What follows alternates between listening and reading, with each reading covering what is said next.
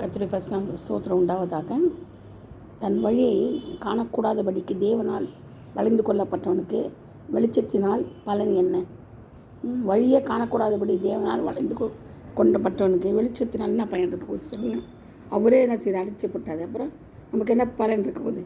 என் போஜனத்துக்கு முன்னே எனக்கு பெருமூச்சு உண்டாகிறது, என் கதறுதல் வெள்ளம் போல புரண்டு போகிறது. நான் பயந்த காரியம் எனக்கு நேரிட்டது, நான் அஞ்சினது எனக்கு வந்தது. நம்ம எந்த காரியத்துக்கு பயந்தோம் அது என்ன நேரிட்டது, அஞ்சினது எனக்கு வந்தது. எனக்கு சுகமும் இல்லை, இளைப்பாறுதலும் இல்லை, அமைதலும் இல்லை, எனக்கு தத்தளிப்பேன் என்றதுன்னு தாவீது சொல்கிறார்.